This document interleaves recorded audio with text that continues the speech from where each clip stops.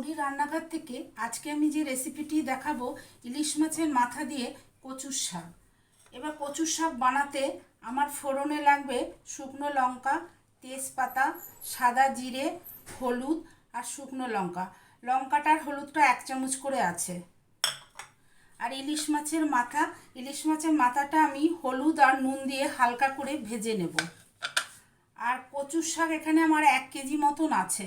এটাকে আমি চাকু দিয়ে এইভাবে খোসাটাকে ছাড়িয়ে নিয়েছি, আপনারা বটি দিয়েও ছাড়িয়ে নিতে পারেন। এইবার আমি এটাকে ভালো করে ধুয়ে প্রেসার কুকারে সেদ্ধ করে নেব। আসুন কি করে বানাচ্ছি দেখে নিন। কড়াই আমার গরম হয়ে গেছে, এবার আমি সর্ষের তেল দেব, দিয়ে আমি মাছের মাথাটাকে ভেজে নেব। সর্ষের তেলটা দিয়ে আমি যে নুন হলুদ মাখিয়ে রেখেছি মাথাটাকে, সেই মাথাটাকে এখন আমি ভেজে নেব।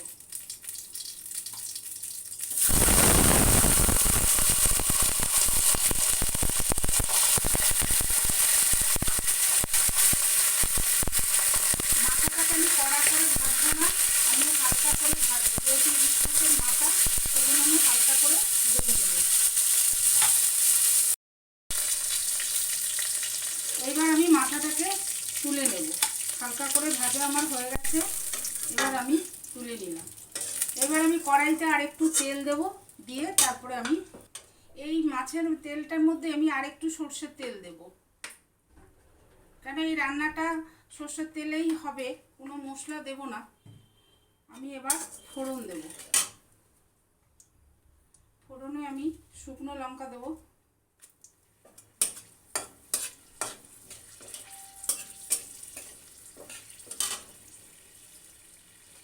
দুটো তেজপাতা,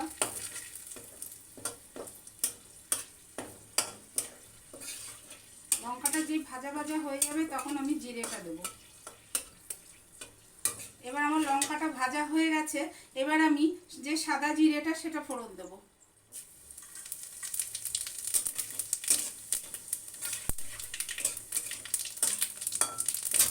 আমার জিরেটাও ভাজা হয়ে গেছে, আর আমি লাল লঙ্কার গুঁড়ো 1 চামচ দেব, হলুদ 1 চামচ দেব। আমি দুটো একসাথে দিয়ে দিলাম। দিয়ে আমি কচুর শাকটাকে আমি এরকম ঝাঁঝরিতে দিয়ে জলটাকে ঝরিয়ে নিয়েছি, আপনারা এইভাবে জলটাকে ঝরিয়ে নেবেন। এবার আমি কচুর শাকটাকে দিয়ে দেবো, দিয়ে আমি কষাতে থাকবো। এবার আমি নুনটা দেব, নুনটা আমি 1 চামচ দেব। আমি নুন দিয়ে কচুর শাকটাকে সেদ্ধ করেছিলাম, সেই জন্য আমি 1 চামচ দিচ্ছি। আপনারা আপনাদের টেস্ট অনুযায়ী নুনটা চিনিটা দেবেন। এবার চিনি দেবো, আমি চিনিটাও আমি 1 চামচ দেব, আপনাদের টেস্ট অনুযায়ী আপনারা চিনিটা দেবেন।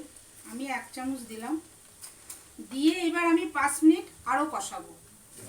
আমার 5 মিনিট হয়ে গেছে, এবার আমি মাছের মাথাটা দিয়ে দেবো। মাছের মাথাটা কিন্তু আমি খুব একটা ভেঙে দেব না, কারণ কাটা কাটা হয়ে যাবে, আমি একটু গোটাই রাখবো এইভাবে। আর আমি মাছের মাথাটা দিয়ে আরও 5 মিনিট আমি রান্না করব। আমার 5 মিনিট হয়ে গেছে, আমি ঢাকাটা তুলছি। তুলে এবার ফাইনাল টাচ আমি ঘি দেব 1 চামচ। কচুর শাকে একটু ঘি দিলে খেতে খুব টেস্ট হয়। ঘি দিয়ে আমি 5 মিনিট ঢেকে রেখে দেবো।